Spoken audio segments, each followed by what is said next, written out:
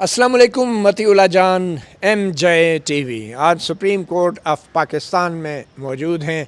चंद अहम ख़बरें। सबसे अहम ख़बर 6 अगस्त की डेडलाइन है इलेक्शन कमीशन ऑफ पाकिस्तान के लिए कि उसने मखसूस नशस्तों के हवाले से सुप्रीम कोर्ट के एक फ़ैसले पे अमल दरामद करना है। मखसूस नशस्तों के 8-5 के अक्सरियती फ़ैसले में सुप्रीम कोर्ट ने इलेक्शन कमीशन को हुक्म दिया था कि 2004 के 8 फरवरी के इलेक्शन में PTI के जितने भी आज़ाद उम्मीदवार थे, कोई 80 से ज़ायद, जिनको इलेक्शन कमीशन की वजह से आज़ाद डिक्लेयर कर दिया गया था, वो तमाम के तमाम पाकिस्तान तहरीक-ए-इंसाफ के उम्मीदवार करार पाएंगे और उनके जो मुंतखब MNAs हैं उनके हवाले से 6 अगस्त तक इलेक्शन कमीशन ऑफ पाकिस्तान ने उनकी फ़हरिस्तें और उसके अलावा जो उनको उनके तनासुब से दी गई मखसूस नशस्तों की फ़हरिस्तें हैं वो वेबसाइट पे आवेज़ा करनी थी। ये कोई नोटिफिकेशन नहीं है जो इलेक्शन कमीशन ने करना है, क्योंकि सुप्रीम कोर्ट पहले ही उन तमाम PTI के सो कॉल्ड आज़ाद उम्मीदवारों को PTI के उम्मीदवार करार दे के उनको अरकान असम्बली करार दे चुका है। और अब महज 6 अगस्त तक इलेक्शन कमीशन ऑफ पाकिस्तान ने इन उम्मीदवारों की फ़हरिस्तें वेबसाइट पर डालनी थी। मगर उससे पहले ही इलेक्शन कमीशन ऑफ पाकिस्तान ने हुकूमत के साथ मिलकर एक नए कानून साजी पर हंगामी बुनियादों पर काम किया। कौमी असम्बली में एक बिल लाया गया और कायमा कमेटी से ये बिल 4-8 की अक्सरियत से मंजूर भी हो गया। और अब लगता ये है कि पीर तक इस कानून के हवाले से तो शायद मुश्किल है कोई पार्लियामेंट में पेशरफ्त हो, मगर बड़ी तेज़ी से जो है उस कानून पे भी अमल दरामद किया गया। अब 6 अगस्त को क्या election commission of Pakistan website के ऊपर PTI के तमाम जीते हुए MNAs की और बल्कि जो सूबाई असम्बलियों में PTI के तमाम जो जीते हुए MPs हैं उनकी फ़हरिस्तें वेबसाइट पर डालेगा और उनके साथ मखसूस नशस्तों की या नहीं, तो ये अब पीर तक ही हमें मालूम हो सकेगा। तो हम इस हवाले से बात करेंगे। दूसरा, अरशद शरीफ शहीद हमारे साथी सहाफ़ी के कत्ल के हवाले से जो सुप्रीम कोर्ट ने आज जून 2023 में जो एक समाअत आखिरी हुई थी, कीनिया में उनका कत्ल हुआ था। चीफ जस्टिस उमरता बंदयाल के दौर में सुओ मोटो हुआ था। जून 2023 से लेकर आज तक, अब जबकि चीफ जस्टिस उमरता बंदयाल को गए हुए भी तकरीबन 10 माह हो चुके हैं, आज तक अरशद शरीफ का केस मौजूदा चीफ जस्टिस काजी फ़ाइज़ ईसा को किसी बेंच के सामने लगाने की ज़हमत नहीं हुई। और चीफ जस्टिस काजी फ़ाइज़ ईसा के हवाले से और उनके कुछ हिमायती तज्ज़ियाकार और सहाफ़ी ये कह रहे हैं कि हाल ही में जो जजों की कमेटी का इजलास हुआ उसमें चीफ जस्टिस काजी फ़ाइज़ ईसा जस्टिस मंसूर अली शाह की सरबराही में एक 5 रुकनी बेंच बनाना चाह रहे थे, मगर शायद इतलात के मुताबिक जस्टिस मंसूर अली शाह जो हैं वो उस बेंच का रुकन नहीं बनना चाहते थे। मगर उससे पहले आपको याद होगा चंद दिन पहले एक 3 रुकनी बेंच चीफ जस्टिस काजी फ़ाइज़ ईसा ने बना दिया था। और चीफ जस्टिस काजी फ़ाइज़ ईसा की तरफ से, रजिस्ट्रार की तरफ से अचानक ये 3 रुकनी बेंच बनाना, ये भी एक बड़ी अजीबोगरीब डेवलपमेंट थी, क्योंकि चीफ जस्टिस काजी फ़ाइज़ ईसा ने ख़ुद ही एक दफ़ा बराह रास्त नशर होने वाली सहाफ़ियों के हवाले से एक समाअत के दौरान मेरे ही सवाल के एक जवाब में कहा था कि अरशद शरीफ का केस 5 रुकनी बेंच ने सुनना है, ये मामला जजेस कमेटी के पास जाएगा। मगर चंद दिन पहले जस्टिस मंसूर अली शाह की सरबराही में रजिस्ट्रार सुप्रीम कोर्ट या चीफ जस्टिस काजी फ़ाइज़ ईसा ने 3 जजों पर मुश्तमिल बेंच के सामने मामला लगा दिया और उस 3 जजों के बेंच की सरबराही करने वाले जस्टिस मंसूर अली शाह ने फिर उनको ये कहना पड़ा कि ये 3 रुकनी बेंच केस सुन ही नहीं सकता। मगर शायद इतना ही काफ़ी था उन सोशल मीडिया के ट्रोल्स और सहाफ़ियों के लिए जो पॉइंट स्कोरिंग के माहिर हैं, और उनका ये कहना था कि जस्टिस मंसूर अली शाह शायद अरशद शरीफ के केस को सुनने से आरी हैं। अब हाल ही में अरशद शरीफ के केस के हवाले से जस्टिस जमाल खान मंदोखेल की सरबराही में एक बेंच भी बन चुका है और जिसकी समाअत भी उस बेंच की दस्तयाबी पर جلد ہی شروع ہو جائے گی۔ آخر میں کوئکلی خبر یہ ہے کہ سابق وزیر اعظم نواز شریف بھی اب خبروں میں گرم ہیں، اور یہ کہا جا رہا ہے کہ پی ٹی آئی کے اندر اب یہ فیصلہ ہوا ہے کہ محمود خان اچکزئی، جن کو مذاکرات کے لیے مینڈیٹ دیا گیا تھا تحریک انصاف کے بانی عمران خان کی طرف سے، ان سے کہا گیا ہے کہ وہ نواز شریف سے بھی مذاکرات کریں۔ اب اچانک نواز شریف کے حوالے سے یہ فیصلہ کیوں ہوا اور یہ فیصلہ کتنا مؤثر ثابت ہو سکتا ہے پی ٹی آئی اور عمران خان کے لیے، اس پہ بھی بات کریں گے۔ ہمارے ساتھ موجود ہیں عدیل سرفراز، سینئر کورٹ رپورٹر، جرنلسٹ، کسی تعارف کے محتاج نہیں، آپ ان کا ویلاگ بھی سنتے ہوں گے۔ عدیل سرفراز آفیشیل بھی ہے یا ان آفیشیل؟ نہیں سر، فی الحال ان آفیشیل ہے، میں ایم جے ٹی وی نہیں ہوا سر۔ اچھا، پہلی بات تو یہ ہے کہ عدیل سرفراز صاحب یہ بتائیں کہ سب سے پہلی جو خبر ہے کہ 6 اگست کی جو ڈیڈ لائن ہے، اب وہ پارلیمنٹ میں جو قانون آنا تھا وہ 6 اگست تک تو لگ نہیں رہا کہ وہ اس پہ قانون سازی ہوگی یا قومی اسمبلی اس کو منظور کرے گی، مگر بظاہر ایک پریشر بلڈ ہو گیا کہ سپریم کورٹ جو بھی کرنا ہے جلد کریں۔ بالکل۔ تو کیا یہ ایک آپ کو صرف پریشر ٹیکٹکس تھی جو پارلیمنٹ کی طرف سے استعمال کی گئی یا حکومت کی طرف سے، یا اصل میں بھی یہ قانون اب جلد ہی اگلے ہفتے پاس ہونے جا رہا ہے؟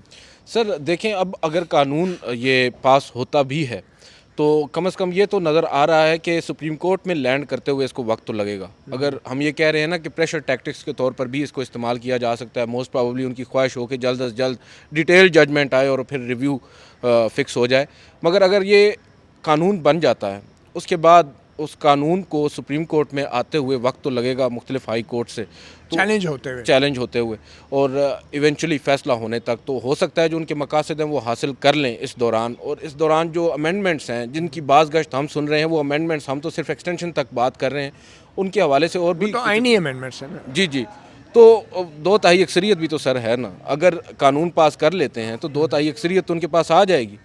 وہ ایک الگ بات ہے کہ وہ عدالتوں میں نہیں ٹک پائے گی، کیونکہ بہت سے قانونی ماہرین یہ کہتے ہیں کہ یہ ان اٹ سیلف ایک ریزن ہے، اس قانون کو اگر بنایا جاتا ہے کہ اس کو سیٹ اسائڈ کر دیا جائے، اس کو اسٹرائک ڈاؤن کر دیا جائے، کیونکہ یہ ایک عدالتی فیصلے کو ریڈنڈنٹ کرنے کے لیے کی جا رہی ہے۔ اچھا، وہ جو کہتے ہیں نا کہ جو کام قانون میں براہ راست نہیں کیا جا سکتا وہ بالواسطہ طور پہ بھی نہیں ہو سکتا، تو اگر آئین میں 2/3 اکثریت نہیں ہے ترمیم کرنے کے لیے، تو کیا ایک ایسی قانون سازی کے ذریعے وہ 2/3 اکثریت حاصل کر کے آئین میں ترمیم کی جا سکتی ہے؟ نہیں کی جا سکتی سر، لیکن یہاں پر کچھ بھی ہو سکتا ہے۔ آپ کو معلوم ہے ماضی میں بھی یہاں پر بہت کچھ کرنے کی کوشش کی گئی ہے، اور ہمارے جو وزیر موصوف ہیں، وزیر قانون صاحب، وہ تو اس کے حق میں بڑے عمدہ قسم کے دلائل بھی پیش کر رہے ہیں۔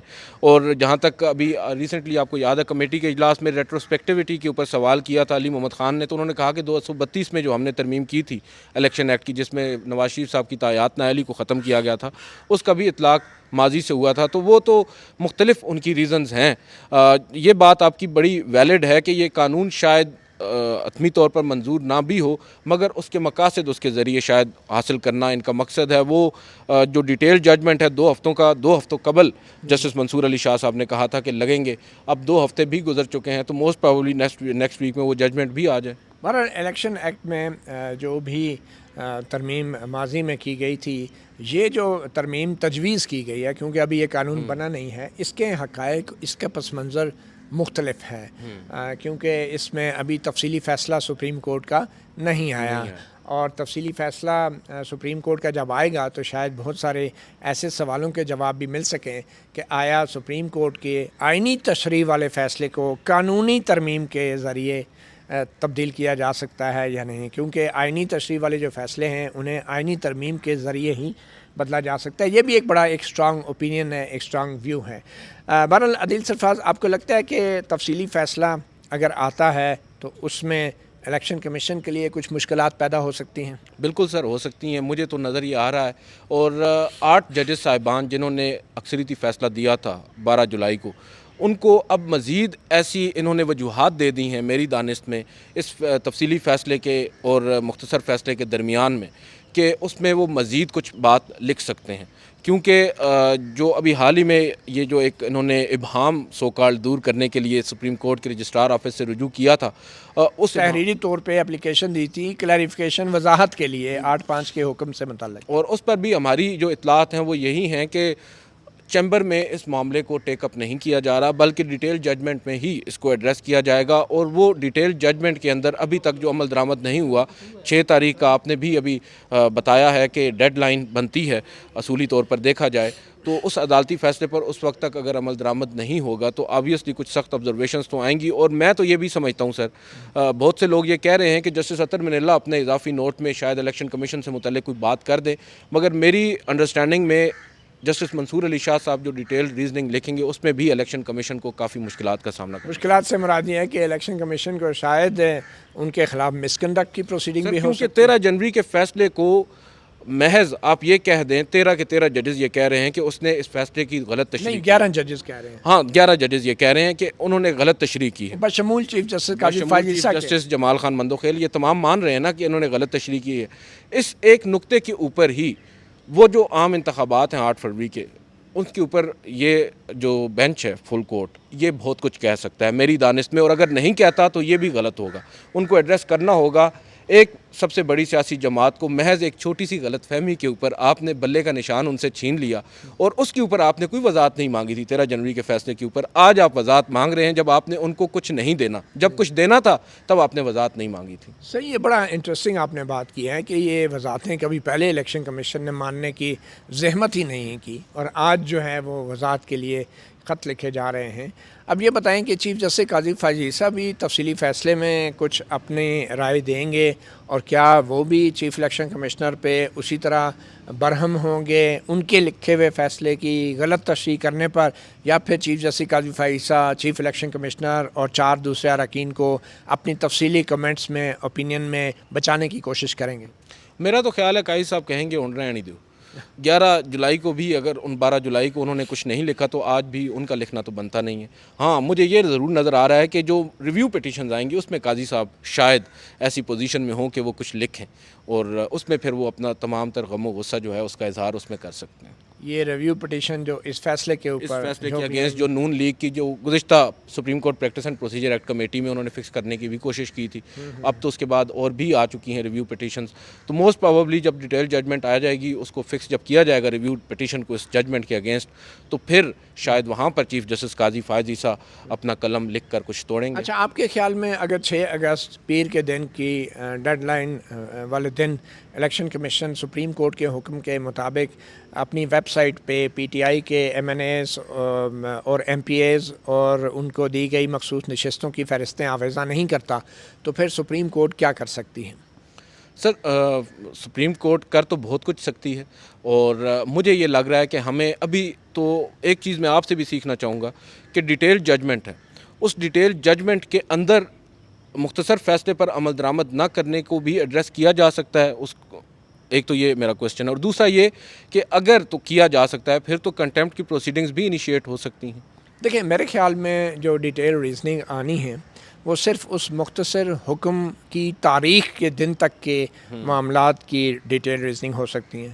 ڈیٹیل ریزننگ میں جو الیکشن کمیشن نے بعد میں کلیریفیکیشن کی اپلیکیشن دی ہے اس کا بھی ذکر نہیں ہو سکتا, کیونکہ ڈیٹیل ریزننگ ایک محفوظ فیصلہ ہوتا ہے جو شارٹ آرڈر تو سنا دیا جاتا ہے, اور اس شارٹ آرڈر کی ڈیٹیل ریزننگ آنی ہے. اس کے بعد کے ہونے والے واقعات کو ڈیٹیل ریزننگ میں ذکر نہیں کیا جا سکتا, اور کرنا بھی نہیں چاہیے, کیونکہ وہ فیصلہ یہ ڈیٹیل ریزننگ 12 جولائی کے بعد لکھی جائے گی, اور 12 جولائی کے بعد ہونے والے بھی جو انسٹنسز ہیں وہ ججز کے ذہنوں پر تو ہوں گے نہیں ہوتے بھی ہیں. تو جس روز مختصر حکم جاری کیا جاتا ہے اس روز کے بعد ہونے والے واقعات کا ذکر جج نہیں کر سکتا, کیونکہ اس سے یہ لگتا ہے کہ ایک ایسے واقعات سے وہ اثر انداز ہوئے ہیں اس پہ کہ جو واقعات عدالت کے سامنے نہیں تھے, اور فریقین کو ان واقعات کے اوپر اپنی رائے دینے کا موقع ہی نہیں ملا. تو نو بڈی کین بی کنڈیمڈ انہرڈ. سو 12 جولائی کے بعد کے حالات واقعات کے اوپر میں نہیں سمجھتا ڈیٹیل ریزننگ کوئی دے سکتے. میرے خیال میں پیر کے دن اگر الیکشن کمیشن نے ایسا نہ کیا تو پھر یہ ایک سیریس مس کنڈکٹ ہوگا. کچھ لوگ کہتے ہیں یہ شاید توہین عدالت ہوگی. میری رائے میں جو آئینی ادارے ہیں, الیکشن کمیشن ہے, امبڈسمن کے آفس ہیں, جن کے ہٹائے جانے کے حوالے سے ان کے قوانین میں 209 کا ذکر ہے کہ جس طرح کسی جج کو ہٹایا جاتا ہے, ان کے خلاف توہین عدالت نہیں ہوتی, وہ مس کنڈکٹ ہوتا ہے. تو سپریم جوڈیشل کونسل اس کا سو موٹو بھی لے سکتی ہے. اب معلوم نہیں اگر 6 اگست کو سپریم کورٹ کے فیصلے پہ عمل درآمد نہیں ہوتا اور ڈیڈ لائن 6 اگست کی گزر جاتی ہے تو کیا چیف जस्टिस काजी फाइज साहब बतौर सरबरा जुडिशल काउंसिल, या जो जुडिशल काउंसिल के दूसरे अरकान हैं जस्टिस मंसूर अली शाह, जस्टिस मुनीब अख्तर, क्या ये अक्सरियती राय के तौर पे सो मोटो के लिए कह सकते हैं जुडिशल काउंसिल का इजलास बुला के? और ये इसलिए भी ज़रूरी है कि ऑलरेडी PTI की तरफ से भी और उमर अयूब की तरफ से भी एक चीफ इलेक्शन कमिश्नर के ख़िलाफ़ जो है वो एक मिसकंडक्ट का रेफरेंस दायर किया जा चुका है।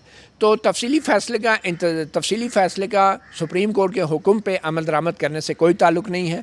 जो सुप्रीम कोर्ट का मुख्तसर हुक्म जारी होता है उसका मकसद ये होता है कि उस पर फ़ौरी तौर पे अमल दरामद शुरू कर दिया जाए, और ये सुप्रीम कोर्ट का हुक्म है। और जो तफसीली वजूहात हैं उसका इंतज़ार नहीं किया जा सकता किसी भी हुक्मनामे पे अमल दरामद के, क्योंकि अगर उसका इंतज़ार करना शुरू हो गए तो फिर सुप्रीम कोर्ट जो आला तरीन अदालत है उसकी जो कमांड है या उसकी जो एक फाइनलिटी है, उसकी जो पावर्स हैं वो कंप्रोमाइज़ हो जाएंगी अगर मुख्तसर हुक्म पे फ़ौरी तौर पे अमल ना हुआ। और कंटेम्प्ट ऑफ कोर्ट मैं फिर ये कहता हूँ कि शायद आईनी इदारों के ऊपर इटसेल्फ एक बहुत बड़ी चीज़ है कंटेम्प्ट से भी मेरे ख्याल से। एग्जैक्टली बहुत बड़ी है। और मिसकंडक्ट किसी भी आईनी अहदेदार के ख़िलाफ़ जो है वो मिसकंडक्ट तो हो सकता है, मगर मेरे ख्याल में वो कंटेम्प्ट ऑफ कोर्ट की पावर ज़ुमरे में नहीं आता, क्योंकि वैसे भी जो आइन के तहत जो एग्जेक्टिव अदारे होते हैं वो सुप्रीम कोर्ट के अहकामात के पाबंद हैं, जबकि इलेक्शन कमीशन ऑफ पाकिस्तान जो है वो मेरी राय में बज़ाहिर एग्जेक्टिव अदारा नहीं है, वो एक कॉन्स्टिट्यूशनल बॉडी है और उसकी भी बहुत पावर्स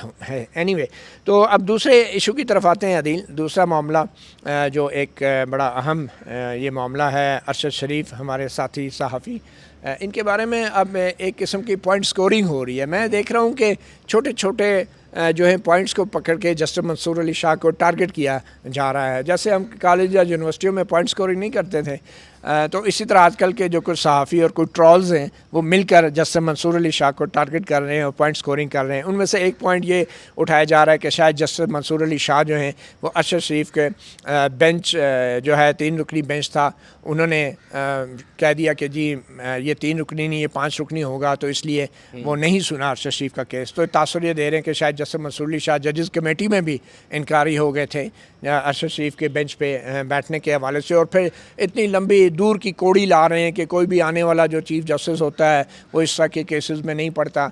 मसला ये है कि ये जस्टिस मंसूर अली शाह पे को टारगेट क्यों किया जा रहा है। असल सवाल तो ये है, और फिर ये भी कहा जा रहा है कि उस वक्त जनाब वो प्रैक्टिस एंड प्रोसीजर एक्ट आ गया था, PPO था, वो सस्पेंड रहा, तो इसके ऊपर चीफ जस्टिस काजी फाइज ने कितने ख़त लिखे। उन्होंने ऑडियो कमीशन के सरबराह के तौर पे तो ख़त लिखे, PPO की सस्पेंशन पे तो ख़त लिखे, तो अरशद शरीफ के मर्डर केस के ना लगने के ऊपर कितने ख़त लिखे काजी फाइज ने। और फिर जब वो चीफ जस्टिस बन गए, पिछले साल की बात है, सितंबर 17 को जब चीफ जस्टिस बन गए, तो उसके बाद अरशद शरीफ का केस क्यों नहीं लगा? अब वो रिटायर होने वाले हैं, तो अब वो अपना गुनाहों का बोझ अगर कहें दूसरे पर नहीं डालना चाहिए, तो अब ये बोझ वो जस्टिस मंसूर अली शाह के ऊपर क्यों डाल रहे हैं? सिर्फ इसलिए कि वो शायद जजेस की कमेटी में बहुत सारे मामलात पे उनसे इख्तलाफ करते हैं, और ख़ास तौर पे मखसूस नशिस्तों वाले केस में वो बहुत ज़्यादा सुबकी हुई है कुछ अक़लियत वाले जजों की और उनके हमायती ट्रॉल्स और सहाफ़ियों की। तो मेरा ये राय है कि ये सवाल होना चाहिए चीफ जस्टिस काजी फाइसा से कि अपनी पूरी मुद्दत ओहदा के दौरान उन्होंने अरशद शरीफ का केस क्यों नहीं लगाया। और आपको याद होगा जब सुओ मोटो केस की कार्रवाई के दौरान मैंने उनको याद कराया था कि जनाब अरशद शरीफ का केस भी लगना चाहिए, तो उन्होंने कहा था कि ये 5 रुकनी बेंच के सामने लगना है, ये मामला कमेटी के साथ जाना है। और ये जानते बूझते हुए चीफ जस्टिस काजी फाइसा या फिर रजिस्ट्रार साहब ने ये केस जो है 3 जजों का बेंच बना के, और वो भी जस्टिस मंसूर अली शाह के वाले बेंच के सामने क्यों लगाया, इसके पीछे भी एक जो है ना पुरस्कारियत आ गया ना काजी साहब की जानिब से। इस कमेटी में जब उन्होंने इसरार किया है कि 3 रुकनी बेंच ही कंटिन्यू रखे, दैट मीन्स के ही वाज वेल अवेयर जब 3 रुकनी बेंच के सामने वो मुकदमा लगा था। यानी ये जो अभी 3 रुकनी बेंच ने कहा कि नहीं ये 5 ने सुनना है, तो चीफ जस्टिस काजी फाइसा क्यों जिद कर रहे थे कि 3 रुकनी बेंच ही कंटिन्यू करे, क्यों, इसकी क्या वजह है? बिल्कुल ये सवाल बड़ा इंपॉर्टेंट है। और जहाँ तक बात है जस्टिस मंसूर अली शाह और जस्टिस मुनीब अख्तर की, मेरा तो सर पॉइंट ऑफ व्यू थोड़ा सा डिफरेंट है। ऑल बैक टू डिफर के लाजमी नहीं है चीफ जस्टिस काजी फाइज ईसा साहब पर तो हम पहले दिन से तनकीद कर रहे हैं जब से उन्होंने ये बेंच कॉन्स्टिट्यूट किया, 3 रुकनी बेंच के सामने इस मुकदमे को लगाया जो कि 5 रुकनी बेंच सुन रहा था। हैविंग सेड दैट, अब कमेटी के सामने ये मामला आया, जस्टिस मंसूर अली शाह ने ही उसको रेफ़र बैक किया था। जब उसके ऊपर आया, चीफ जस्टिस काजी फाइज ईसा साहब ने تین رکنی بینچ کو ہی سننے کے لیے کہا، انسسٹ کیا کہ تین رکنی بینچ اس پر سنے، اور انہوں نے بظاہر جو وجہ بتائی جا رہی ہے ذرائع کی جانب سے کہ chief justice Qazi Faez Isa was of the view کہ اس معاملے پر موسم گرما کی تعطیلات میں بھی سماعت ہونی چاہیے. Fair enough. پھر یہاں پر سوال یہ اٹھتا ہے کہ جسٹس منصور علی شاہ، ایک تو میں یہاں پر واضح کر دوں کہ جسٹس منصور علی شاہ صاحب نے قطعاً معذرت نہیں کی بینچ کی سربراہی سے، ان کو پروپوز نہیں کیا گیا تھا کہ وہ لارجر بینچ کو ہیڈ کریں، بلکہ لارجر بینچ پروپوز جسٹس منصور علی شاہ نے کیا تھا. ان کی جو ریزن مجھے بتائی گئی ہے وہ یہ ہے کہ جسٹس جمال خان مندوخیل جو کہ ماضی میں جسٹس عمر عطا بندیال صاحب کی سربراہی میں قائم بینچ میں شامل تھے، جس نے اس مقدمے پر تقریباً 11 سماعتیں کی ہیں، اور جسٹس محمد علی مظہر، تو ان کی رائے یہ تھی کہ جسٹس جمال خان مندوخیل کی سربراہی میں 5 رکنی لارجر بینچ بنایا جائے، اور اس میں پھر انہوں نے ہی نام تجویز کیے جسٹس محمد علی مظہر کے، جسٹس عائشہ ملک کے، جسٹس حسن اظہر رضوی اور جسٹس اطہر من اللہ کے. جسٹس منیب اختر نے ان کی رائے سے اتفاق کیا. مگر یہاں پر ایک بات ہے کہ بھلے ہی آپ چاہتے ہیں کہ لارجر بینچ اس کو سنیں، مگر ساتھ آپ اتفاق بھی کر رہے ہیں کہ موسم گرما کی تعطیلات میں اس مقدمے پر سماعت ہونی چاہیے، انتہائی اہمیت کا حامل یہ مقدمہ ہے. تو کیوں کر آپ بھلے چیف جسٹس قاضی فائز عیسیٰ شاید کوئی سو کالڈ پالیٹکس کر رہے ہیں، تو آپ کیوں کر اس کا حصہ بن رہے ہیں؟ سن لیں، تین رکنی بینچ بھی سن لیں، کوئی صحیفہ تو نہیں ہے نا سر. لیکن ایسے پہلے کبھی ہوا نہیں کہ ایک بینچ نے جس نے 11 سماعتیں کی ہیں اور ججوں کی اس میں بہت سارے آرڈرز بھی جاری ہوئے ہیں، اور جب 5 رکنی بینچ کوئی آرڈر جاری کرتا ہے تو اس کے بعد 3 رکنی بینچ بیٹھ کے ان آرڈرز کو اگر چینج کرنا پڑے تو وہ نہیں کر سکتا، کیونکہ وہ 5 رکنی بینچ کا ہے. تو عملی طور پہ یہ ممکن ہی نہیں ہے کہ ایک بینچ جو کہ 5 رکنی تھا، جس نے جتنے احکامات جاری کیے ہیں ان پہ عمل ہوا، کئی جگہوں پہ کچھ رہتا ہے، کئی جگہوں پہ رپورٹ سبمٹ ہونی ہے، تو اس پہ بعد میں 3 ججوں کا بینچ بیٹھ کے تو نہیں آرڈر کر سکتا. اور صحافی شہید ارشد شریف کا کیس کو اتنا غیر عام نہیں ہے کہ اس کو 5 ججوں کا بینچ سنتے سنتے ایک دم 3 ججوں پہ آ جائے. یہ بات تو سر آپ ذہن میں رکھیں نا کہ اس 5 رکنی لارجر بینچ نے کیا کیا تھا. کچھ بھی نہیں. دیکھیں نا 11 ججوں نے بیٹھا لیکن کچھ احکامات ضرور جاری کیے. اس کارروائی کو جو انتہائی اہم درخواستیں تھیں ان کو ناقابل سماعت قرار دے دیا، اس مقدمے کے اندر سے اثر زہر نکال کے یہی تو میں کہہ رہا ہوں، یہی تو وقت تھا کہ چیف جسٹس قاضی فائز عیسیٰ نے جو چیف جسٹس بننے سے پہلے سٹینڈ لیا ہوا تھا اسٹیبلشمنٹ کے حوالے سے، اور اپنے کیس میں تو بار بار کہتے تھے فیض آباد 17 ستمبر سے تو پہلے کی باتیں ہیں. دیکھیں نا، بطور چیف جسٹس انہوں نے یہ 10 مہینے بغیر ارشد شریف کا کیس لگائے کیسے گزار دیے؟ یہ بہت اس سوال کا جواب کیا چیف جسٹس قاضی فائز عیسیٰ کو نہیں دینا چاہیے؟ عبدالقیوم صدیقی صاحب نے دیا ہے سر. اچھا، وہ کیا کہا انہوں نے؟ وہ اگر آپ کہیں تو میں پڑھ دوں. جی جی. وہ یہ کہہ رہے ہیں کہ اچھا، ایک تو یہ میں آپ کو بتا دوں، خبر آ گئی ہے کہ منٹس آف دا میٹنگ جو کل ہوئی ہے وہ اس کے جاری ہونے والے ججز کمیٹی کے یہ تو ہونا تھا. اب دیکھیے، یہ ویسے منٹس آف دا میٹنگ بھی تب جاری کیے جاتے ہیں جب ایک سوشل میڈیا میں پہلے فضا بن جاتی ہے پوائنٹ سکورنگ کی، اور اس منٹ سے بھی یہ ثابت کرنے کی کوشش کی جائے گی کہ جسٹس منصور شاہ جو ہیں وہ اوائڈ کر رہے ہیں. حالانکہ جو چیف جسٹس 10 مہینے سے بیٹھا ہے اس نے خود بینچ بنانے کی زحمت نہیں کی، لیکن اب جاتے جاتے دوسروں پہ اچھا میں نے سر اس پہ ایک ٹویٹ کی تھی، سن لیجئے گا، مجھے ڈانٹیے گا نہیں. حیران کن طور پر ارشد شریف شہید کا مقدمہ سننے سے 3 چیف جسٹس صاحبان گریزاں ہیں، جسٹس قاضی فائز عیسیٰ اور آئندہ آنے والے 2 ججز. اس کے بعد قاضی فائز عیسیٰ نے گیند منصور علی شاہ کی کورٹ میں پھینکی تو شاہ صاحب نے فوراً آگے بڑھا دی. کہنے والے کہتے ہیں منیب اختر نے منصور علی شاہ کا ساتھ دے کر قاضی فائز عیسیٰ کو ایک مرتبہ پھر ہرا دیا، جبکہ اصل ہار تو ارشد شریف شہید کی ہوئی. اس پر ہمارے سینئر کولیگ ہیں، آپ کے بڑے اچھے دوست ہیں عبدالقیوم صدیقی صاحب، انہوں نے ٹویٹ کیا ہے کہ ارشد شریف کا مقدمہ نہ جانے کتنے عرصے مزید چلے گا، بہتر ہوتا ہے اس اہم مقدمے کی سماعت آنے والے چیف جسٹس منصور علی شاہ کا بینچ سنتا، اور جانے والے نے جو 10 ماہ نہیں سنا اس کی خیر ہے. اور اگر مسئلہ ججوں کی تعداد کا تھا تو کہتے کہ تمام سینئر ججز پر مشتمل بینچ بننا چاہیے، اور تجویز دیتے کہ بینچ یہ ہو: جسٹس منصور علی شاہ سربراہ، جسٹس منیب اختر، جسٹس یحییٰ آفریدی، جسٹس امین الدین خان اور جسٹس جمال خان مندوخیل. یعنی قاضی فائز عیسیٰ پھر بھی نہ ہو. اچھا، اس کے بعد وہ یہ کہتے ہیں کہ سوال ہے کیوں مستقبل کے چیف جسٹسز نے جان چھڑوائی. جسٹس اعجاز الاحسن کے استعفے کے بعد جسٹس منصور علی شاہ اکتوبر کے بعد سے 3 سال تک چیف جسٹس کے منصب پر رہیں گے، اور ان کے بعد جسٹس منیب اختر منصب پر آئیں گے. یعنی مستقبل کے چیف جسٹس پہ اعتراض ہے، لیکن جو حال کا چیف جسٹس ہے اس کے 10 مہینے زبان بندی اور خاموشی اور چپ پہ کوئی کمنٹ نہیں ہے ہمارے دوست کے پاس. پھر وہ یہ کہتے ہیں کہ اور پھر جسٹس یحییٰ آفریدی حیرت اس بات کی ہے کہ جسٹس منصور اور جسٹس منیب जस्टिस याह्या अफरीदी मुस्तकबिल के चीफ जस्टिस हैं, ये बात समझ नहीं आई। अगर आपको याद हो जब जनरल बाजवा की तौसीह वाला केस आया था, साबिक चीफ जस्टिस आसिफ सईद खोसा ने हम तमाम रिपोर्टर्स को आखिरी मीटिंग में क्या बताया था। उनका कहना था कि जब मैंने उस वक्त के सीनियर प्यूनी जज जस्टिस गुलजार से कहा कि उन समेत 5 सीनियर जजों पर मुश्तमिल बेंच को आर्मी चीफ की एक्सटेंशन का मुकदमा सुनना चाहिए, तो उन्होंने उस बात पर दुड़की लगा दी थी। फिर खोसा साहब ने 3 रुकनी बेंच में अपने सामने ये केस लगा लिया। मैं इस केस का हवाला दे रहा हूँ जिसके मुंसिफ जस्टिस मंसूर अली शाह हैं, जिन्होंने जनरल बाजवा मुसन्नफ। हाँ जी, मुसन्नफ। अच्छा, क्विकली मैं आपको ये बताऊँ, एक तो ये जस्टिस खोसा पे इसलिए एतराज़ है कि वो अब रिटायर होकर जा चुके हैं, और जस्टिस मंसूर अली शाह और जस्टिस मुनीब इसलिए टारगेट पे हैं कि वो अभी मुस्तकबिल में आने हैं। और जो हाल में बेहाल हो रहा है हमारे अरशद शरीफ, उनकी कम्युनिटी और उनकी अहल खाना, ये 10 महीने जो मौजूदा चीफ जस्टिस ने गुजारे हैं, इस पे हमारे दोस्त को कोई एतराज़ नहीं है।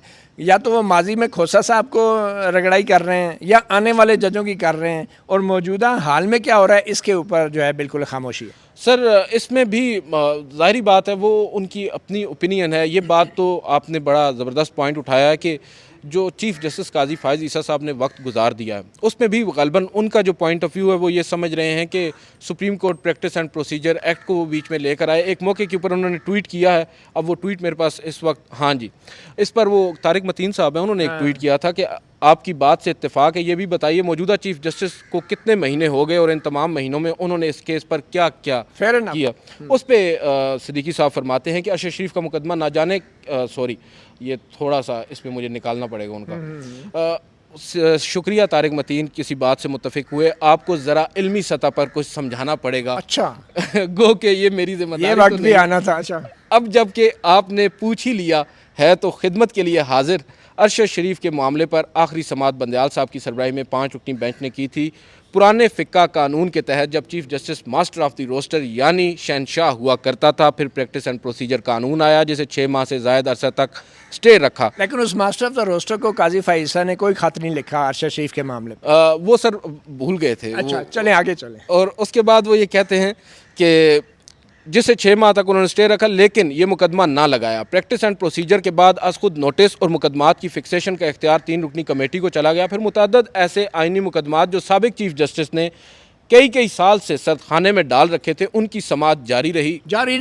और प्रैक्टिस एंड प्रोसीजर एक्ट में अरशद शरीफ का केस जो है चीफ जस्टिस काजी फायज़ ईसा अकेले नहीं ला सकते थे जब तक जस्टिस मंसूर अली शाह ना कहते, जस्टिस मुनीब ना कहते, बाकी हर किस्म का कहे। अब देखिए, नज़रसानी के ऊपर जितने जज्बाती चीफ जस्टिस काजी फायज़ ईसा हुए थे कि अभी लगाई जाए, क्यों नहीं लगाई जाए, फंडामेंटल राइट हैं, ठीक है, तो अरशद शरीफ के केस के ऊपर थोड़े से जज्बात दिखा देते अगर काजी फायज़ ईसा, तो क्या फ़र्क नहीं। वो वजह बता रहे हैं सिद्दीकी साहब, वो ये कह रहे हैं कि अरशद शरीफ के मुकदमा 2 जगह बटा हुआ है, एक पाकिस्तान दूसरा कीनिया।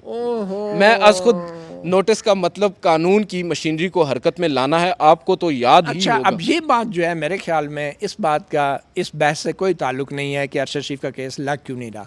अब जो है हमारे दोस्त क़य्यूम सिद्दीकी साहब वो जस्टिफाई कर रहे हैं कि केस कितना मुश्किल है, चीफ जस्टिस काजी फायज़ ईसा अगर इसको सुन भी लेते या लगा भी लेते तो ये 2 जगह पे बैठा हुआ है, यानी कि ये कहना चाह रहे हैं कि अगर केस लग भी जाएगा तो इसका फ़ायदा कोई नहीं है। और ये बकौल इनके आगे जाके शायद वो कह रहे हैं कि ये बड़े तवील अरसा चलना है, यानी अब पता नहीं हमारे क़य्यूम सिद्दीकी साहब को किसने बताया कि ये केस हल होने वाला नहीं है। वो कह रहे हैं कि आपको तो याद ही होगा बंदयाल साहब ने यह खुद नोटिस 47 दिन गुजर जाने के बाद लिया था। तफ्तीश करना अदालतों का बहरहाल काम नहीं है, तहकीकाती टीमें ही बना दी गई हैं और हमें यह देखना है कि तहकीकाती अब ये जस्टिस मंसूर अली शाह को डिफेंड कर रहे हैं कि तफ्तीश करना अदालतों का काम नहीं है, या काजी फायज़ ईसा साहब को? सर ये अब आप के पुराने दोस्त मतलब ये इसका ताल्लुक क्या है बेंच के बनने और केस की समाअत से? नहीं, वो उनको अपने अब ये आगे जाके कह रहे हैं अगर लग भी जाता तो कुछ ना होता, यही कहना चाह रहे हैं। नहीं सर, वो अब मैं क्या कह सकता हूँ, बड़ा लंबा चौड़ा ये मजमून है, अगर आप कहें तो पूरा पढ़ देता हूँ, लेकिन इसमें वो ये कह रहे हैं कि इस बारे बंदयाल साहब ने क्या ऑर्डर किया वो ऑर्डर आपको भिजवा दूंगा, ये कानूनी बात है, आप समझ नहीं पाएंगे। इस मुकदमे की मुद्दईयों ने जल्द समाअत की कितनी दरख्वास्तें दी, शायद इसका जवाब आपको शौकत सिद्दीकी दे पाएँ।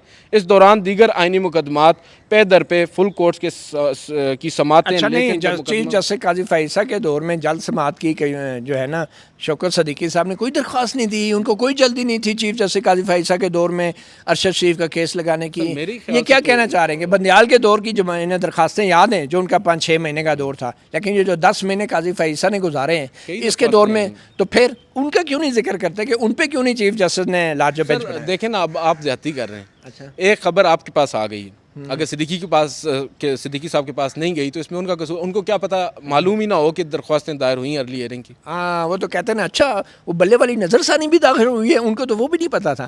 اچھا بائی دا وے، بینچوں کی تشکیل کے بھی بڑی سیاست ہے. یہ جس طرح کی پوائنٹ سکورنگ اب جسٹس منصور علی شاہ کے خلاف ہو رہی ہے، اسی طرح کی ایک پوائنٹ سکورنگ میرے ذہن میں بھی ابھی اچانک آئی ہے. یہ شرارتی ذہن والی بات ہے نا، اور ضروری نہیں ہے یہ صحیح ہو. جب مبارک ثانی ایک کیس تھا، بڑا مذہبی حساسیت کا کیس تھا، اس میں چیف جسٹس قاضی فائزہ نے ججمنٹ لکھی، ان کے ساتھ جسٹس نعیم افغان تھے.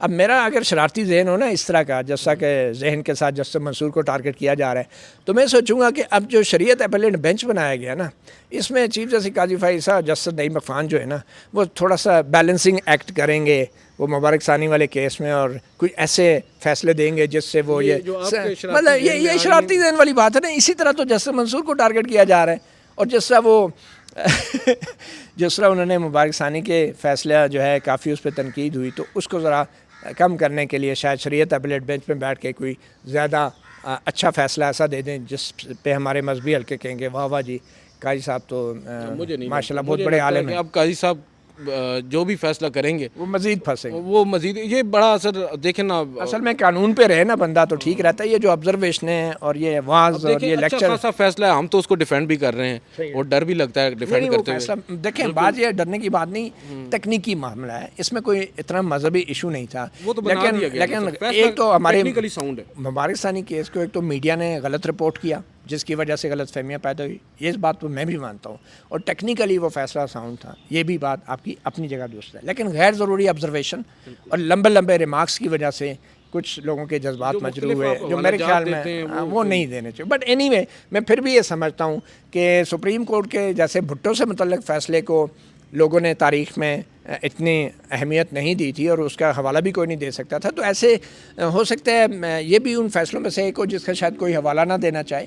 اس فیصلے کی اتنی اہمیت نہیں ہوگی اور نہ ہی اس سے کوئی بہت بڑا نقصان یا فرق پڑے گا اگر یہ فیصلہ اس طرح ہے جس طرح سمجھا جا رہا ہے. تو اس لیے اس کو اوپر زیادہ میرے خیال میں رد عمل یا بحث یا غصے یا جذبات کی بھی ضرورت نہیں ہے. اب آخری معاملے پہ آ جائیں جی. نواز شریف صاحب سے بھی سنا ہے، حماد حسن ہمارے دوست ہیں، ان کی ٹویٹ ایک آئی تھی کہ P T I Nawaz Sharif صاحب سے رجوع کر رہی ہے. وہ کیا کہنا چاہیے کہ بہت لمبا یو ٹرن نہیں ہوگا یہ پی ٹی آئی کا، محمود خان اچکزئی کا پی ٹی آئی کے بہاف پہ نواز شریف صاحب سے مذاکرات کرنا؟ اور پھر کیا نواز شریف صاحب جو ہیں وہ چاہیں گے اپنے آپ کو یوں ایکسپوز کرنا؟ کیونکہ ان مذاکرات میں تو ان کو بڑی پوزیشن لینی پڑے گی جو پچھلے کہیں ماہ سے وہ نہیں لے پا رہے. سر یہ امتحان عمران خان صاحب کا نہیں ہے، مجھے تو لگتا ہے نواز شریف صاحب کا ہی ہے. بالکل صحیح. اور نواز شریف صاحب کے بارے میں بہت سے جو ابہام اب بھی لوگوں میں ہیں وہ دور ہو جائیں گے اس مذاکراتی عمل سے. گو کہ جو حماد حسن صاحب ہمارے سینئر کولیگ ہیں، انہوں نے ٹویٹ کیا ہے، وہ یہ کہہ رہے ہیں کہ پاکستان تحریک انصاف یا عمران خان صاحب نے محمود اچکزئی صاحب کو ایک ٹاسک سونپا تھا، اس ٹاسک کو عملی جامہ پہناتے ہوئے انہوں نے خود سے یہ فیصلہ کیا ہے کہ وہ نواز شریف سے بھی رابطہ کریں گے، کیونکہ وہ خود ایک سیاسی شخصیت ہیں تو وہ سمجھتے ہیں کہ ہمیں سیاستدانوں سے بات کرنا ہوگی. جو پی ٹی آئی کے لوگ ہیں وہ تو ابھی بظاہر یہی کہہ رہے ہیں کہ وہ مذاکرات ان لوگوں کے ساتھ نہیں کریں گے، وہ جو 3 پارٹیوں کے نام انہوں نے پہلے لیے تھے. مگر میں یہ سمجھتا ہوں کہ اس معاملے کے اوپر انہیں بھی شرمندہ نہیں ہونا چاہیے. یہ ایک اچھی چیز ہے، سیاسی پارٹیوں کے درمیان مذاکرات ہونے چاہیے اور یہ کافی عرصہ پہلے ہو جانے چاہیے تھے. اب نواز شریف صاحب، میں اگین وہی بات ہے کہ نواز شریف صاحب کے بارے میں معلوم ہوگا کہ وہ تاریخ کی کس جانب کھڑے ہیں. گو کہ اس وقت ہمیں معلوم ہے، ابھی تک نہیں معلوم. نہیں ہمیں معلوم ہے. میں اپنا جملہ ساتھ ہی مکمل کر کے سائڈ پہ کھڑے تماشا دیکھ رہے ہیں. نہیں سر، لیکن مزے بھی تو لے رہے ہیں. دیکھیں بیٹی کو بھی جیل سے باہر مزے ہی مزے ہوتے ہیں. سر دیکھیں جیل سے باہر اور حکومت کے اندر، پنجاب میں بھی حکومت ہے، وفاق میں بھی حکومت ہے. تو اب یہاں پر ان کا امتحان تو اصل لینا عمران خان صاحب تو کشتیاں جلا کے بیٹھے نا جیل میں، اصل امتحان تو نواز شریف صاحب کا ہے. ان کا اقتدار جاتا ہے. اب وہ اگر عمران خان صاحب کے ساتھ مذاکرات کرتے ہیں تو آبویسلی ان کا جو مینڈیٹ ان کو دیا گیا اس کو بھی ماننا پڑے گا. تو وہ اگر مینڈیٹ مان لیں گے تو پھر حکومت جائے گی. ویسے نواز شریف صاحب کے حلقے کے اندر جو جس قسم کے جس طریقے سے انہیں جتایا گیا اور فارم 45 کے حوالے سے جو پتن کی رپورٹ آئی وہ بڑی خطرناک ہے، اور ایسے وقت میں آئی ہے کہ جب شاید کسی کو یہ خدشہ تھا کہ پی ٹی آئی یا براہ راست نواز شریف سے رابطہ کرنے لگی. بالکل. اور اچھا سر، بہت ساری چیزیں آپ نے بڑا رائٹلی پوائنٹ آؤٹ کی ہے چیز کہ اب بھی بہت سے ایسے لوگ ہیں آج میں شہباز شریف صاحب کو سن رہا تھا, انہوں نے ایک آؤٹ آف دا وے جا کر نا آرمی چیف صاحب کی تعریف کی ایک موقع کے اوپر. انہوں نے جو لفظ استعمال کیا وہ وہی لفظ ہے جو کچھ دن پہلے عمران خان صاحب نے استعمال کیا تھا, سپہ سالار کا. اور شہباز شریف صاحب نے کابینہ بریفنگ میں ایک موقع کے اوپر تعریف کرتے ہوئے سپہ سالار کی کہا کہ انٹرم سیٹ اپ میں جو بجلی چوروں کے خلاف کارروائی تھی اس میں ہمارے سپہ سالار نے بھی بڑا اہم کردار ادا کیا. نہیں, بجلی چور ہوں یا چور ہوں, ہمارے سپہ سالاروں نے ہمیشہ بڑی زبردست کارروائیاں کی ہیں. سر دیکھیں, وہ الگ بات ہے کہ ڈیسائیڈ بھی وہی کرتے ہیں کہ چور ہے کہ نہیں ہے, تو آج چور ہے آج نہیں ہے. اب وہ جو شہباز شریف صاحب کا بیان ہے, مجھے ذہن میں ایک چیز آئی کہ یار اب ان کو کہیں لگتا ہے انسیکیورٹی ہو رہی ہے تو یہ اپنے نمبر بنا رہے ہیں, تو ہماری حالت تو یہ ہے. بہرحال بہت شکریہ عادل سرفراز. توقع ہے کہ معاملات جو ہیں سیاستدانوں کے ہاتھ میں ہی رہیں گے اور آئین اور قانون کے دائرے میں ہی رہیں گے. اب نواز شریف صاحب جو ہیں, اگر ایسی کوئی آفر ہوتی ہے نون لیگ کو یا نواز شریف کو مذاکرات کی, تو کیا وہ مذاکرات کریں گے؟ اور اگر وہ مذاکرات کریں گے تو ان مذاکرات کا ایجنڈا کیا ہوگا؟ اور کیا ان مذاکرات کا ایجنڈا یہ بھی ہوگا کہ کیسے جو ملک کے معاملات ہیں وہ صرف سیاستدانوں کے ہاتھ میں رکھے جائیں؟ مطیع اللہ جان, MJ TV سے اتنا ہی. اجازت دیجیے. اللہ حافظ.